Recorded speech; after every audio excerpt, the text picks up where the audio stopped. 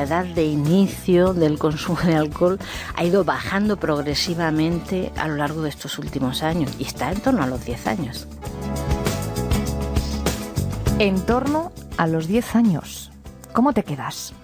Es Lourdes Azorín, es médico en el proyecto ambulatorio del Proyecto Hombre, y esto es lo que nos respondía ayer cuando le preguntábamos por la edad de inicio de nuestros jóvenes sin el alcohol. ¿Y cuál era nuestra sorpresa cuando, en lugar de decirnos los 14 años, que es una cifra que ha rondado en los últimos años cuando se analizaba el consumo de alcohol en los jóvenes, nos dijo los 10 años? Claro, dice, con 14 años a lo mejor llegan a Proyecto Hombre, pero evidentemente han tenido que empezar a consumir muchísimo antes. Esto, desde luego, nos obliga a hacer un examen de conciencia para valorar cuánto de culpa tenemos nosotros en esa normalización del consumo del alcohol. Cada sociedad tiene una droga culturalmente imbricada y la nuestra es el alcohol. Está presente en todas las casas y se hace un uso no perjudicial del alcohol, pero que lo socializa. No es nuestra intención, pero celebramos las cosas con alcohol, bebemos, no hablamos mal del alcohol. Azorín explica cuál es el patrón de consumo hoy en día de estos pobres. Se bebe buscando la embriaguez. Esto ha cambiado. Esto antes no pasaba así. Se bebe buscando la embriaguez. Te encuentras cosas como que los chicos, antes de salir de casa, beben en casa. Porque en casa tienen un alcohol de más graduación, porque quieren salir de casa con el punto puesto. ¿Por qué es esto? Porque lo que están buscando es esa alteración del estado de conciencia. Pues fíjate, con este panorama solo nos queda actuar desde la prevención en familia, desde la prevención en casa y hablar, comunicarnos. Amparo Latre. ¿Qué tal? El lío madre. Sí, yo creo que la muerte de Laura ha puesto sobre la mesa, como comentabas tú, este tema, pero yo creo que cualquier padre que tenga hijos le preocupa el tema del alcohol, por esto que decía Lourdes, porque es que está como muy aceptado socialmente. Y luego a mí lo de los 10 años es que no me lo quito de la cabeza, es que me parece increíble, porque aparte hablar de los 10 años como edad de inicio hace que quede clarísimo que se empieza a beber en casa. Claro. Entonces es tremendo, porque entonces no hay una supervisión y no hay que buscar paterna. otro responsable. Si tenemos los 10 años como edad de inicio, los padres tenemos que preguntarnos que algo estamos haciendo mal.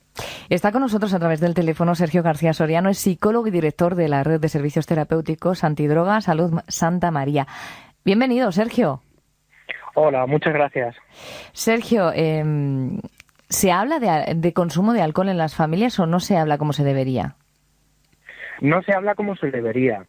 Tenemos que, como familia, tener un muy importante y muy relevante para hablar sobre el ocio, para hablar sobre otras sustancias, siempre haciéndolo con un vínculo muy estrecho con el adolescente y sin demonizar. Es decir, hablar mal del alcohol es, de alguna manera, indicarles que el alcohol está ahí, y asustar a las personas, asustar a nuestros hijos, no es bueno. Que hablar con ellos, hay que poner sobre la mesa las cosas positivas y negativas siempre cuando ellos pregunten. Hubo hace unas décadas que se hacía una prevención masiva y después se descubrió que esa prevención masiva no sirvió para otra cosa que para publicitar aquello que no queríamos. Entonces tenemos que comenzar a pensar que es una cuestión que a nuestros jóvenes les va a tocar lidiar con ella, y tenemos que hacer un diálogo, y un diálogo sincero y verdadero de aquellas cuestiones que son negativas, y también darles alternativas de ocio sano y responsable. Pero hablas de adolescentes, hablas de jóvenes, pero es que el lenguaje que hay que llevar a un niño de 10 años no puede ser el mismo. Por supuesto. Por eso siempre hay que tener un vínculo y un diálogo para que ellos puedan preguntar, para que ellos puedan decir. El único caso en el cual esta persona, esta niña fallecía, evidentemente ya había tenido varios etílicos o varias cuestiones muy graves. Por lo tanto, hay un vínculo y hay un diálogo que hay que tener. Y hay que tener con ellos en el momento en el que te pregunten. Evidentemente, había algo que en ella había una cuestión por resolver, había ideas poco saludables en esta cabecita. Por lo tanto, hay que intervenir en cuanto se ve que esto está sucediendo, no solamente desde la familia, sino también desde los colegios. Sergio, yo en los artículos y lo que se está diciendo en los últimos días a raíz de la muerte de Laura, echo de menos una reflexión, porque sí que es verdad que se han dado consejos muy interesantes sobre cómo hablar de este asunto pues con serenidad, con los hijos, ¿no? Pero yo echo de menos el plantearles que no emborracharse es una opción. Exacto. O sea, porque muchas veces decimos, no, hay que ser comprensivos. ¿Cómo vamos a abordar esto el primer día que lleguen borrachos? Bueno, pero ¿por qué tiene que llegar ese primer día?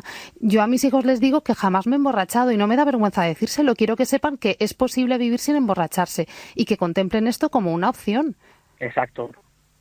Plantear todas las opciones. Una es vivir sin alcohol, vivir sin esa borrachera, y otra es saber que cuando esto sucede hay que poner medios, ¿no? Porque sobre todo se trata de no salir para intentar beber por atracón. Beber por atracón es que tienes 2 horas y en esas 2 horas hay que intentar beber lo máximo posible para alterar tu estado de conciencia.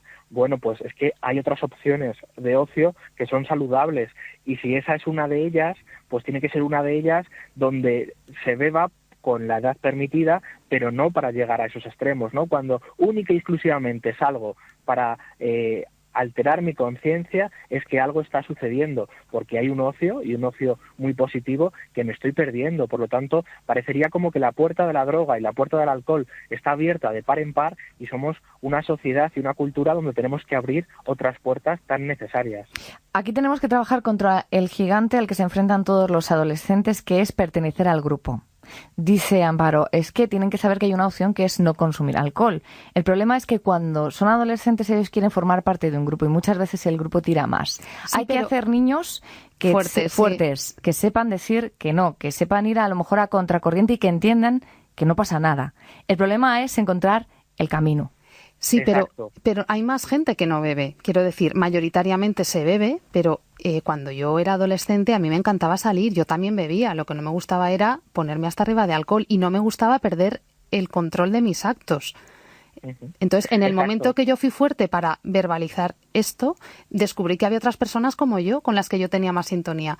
O sea, que no beber no implica quedarse solo en casa, ¿no? Se puede salir. Es bonito salir cuando uno es joven y bailar y encontrarse con otros amigos, hacer cosas. Pero yo creo que es importante eso, educar en la valentía, en que sean fuertes para contar lo que realmente les gusta, que puedan decir que se están aburriendo si se están aburriendo y que busquen a personas con las que hay más afinidad, ¿no?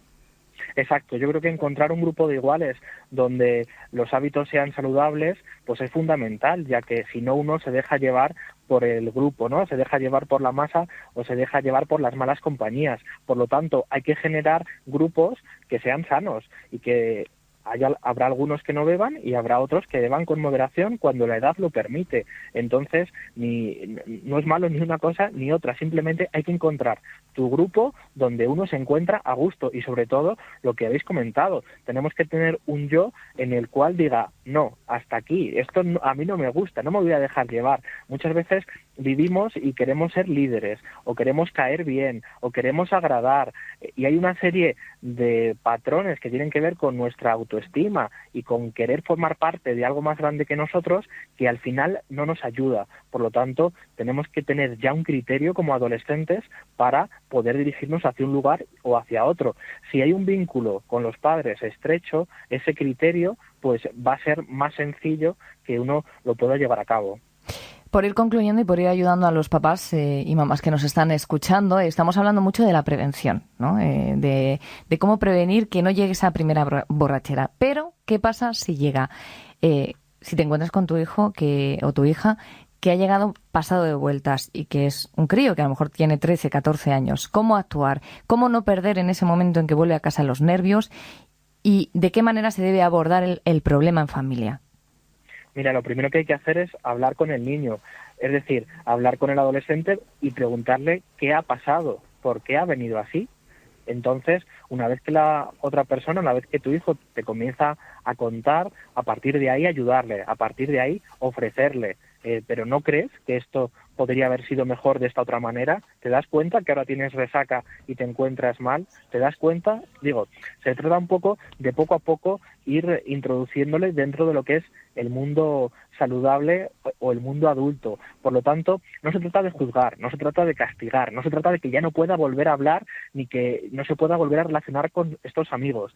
Se trata de ser de alguna manera fijos en tu línea y en tu criterio, y que el chico te lo pueda contar. ¿Por qué? Porque una vez que te lo cuenta, tú puedes influir en él. El problema no es que llegue borracho solamente, ¿no? El problema está en que lo repita, el problema está en que ya no te lo pueda contar, el problema está en que tenga que hacer muchos comportamientos para escondértelo. Lo interesante es que una vez que ha sucedido, me tengo que sentar, y tiene que ser un punto de inflexión donde el padre y el hijo, la madre y el hijo, hablen de qué es lo que ha pasado y que esto no se puede volver a producir por este motivo y por este motivo. De esa manera, pues va a quedar de alguna manera fijada cuáles son las normas de esta casa, y vas a ver que le escuchan, que puede suceder y que hay confianza, sin embargo, que no es el camino que tiene en este momento que construir. Cuando claro, lo que pasa es que esto no se puede hacer del día a la mañana. ¿En qué sentido? Que si yo no tengo un buen vínculo desde el inicio, desde el nacimiento, desde y de luego alguna manera no he tenido ese diálogo, ahora de repente que venga un padre a decirle una norma, pues se va a revelar. Por lo tanto, hay que trabajar día a día, y la prevención es desde el minuto 1 en el que estamos con nuestros hijos y que somos ejemplo de hábitos saludables. Sergio García Soriano es psicólogo y director de la Red de Servicios Terapéuticos Antidrogas Salud Santa María. Esperemos haber puesto un poquito de luz en esa preocupación que tienen en estos momentos muchos padres y que tienen que abordar en familias. ¿Sabes qué pasa, Sergio? Que muchas veces yo creo que actuamos y pensamos buscando resultados a corto plazo, y hay que pensar más en el medio y largo plazo, no en ese resultado inmediato con los hijos. Por supuesto, yo creo que es una muy buena reflexión el saber que no es inmediato, sino que tiene que ver con la medianía, tiene que ver con el largo plazo, y la educación no es algo de hoy para mañana, sino que tiene que ser una semilla que se va sembrando y poco a poco van creciendo frutos si uno lo riega todos los días. Sergio, un placer tenerte con nosotros. Muchas gracias. A vuestra disposición. Gracias a vosotros. Y feliz día. La mañana. COPE Madrid. Estar informado.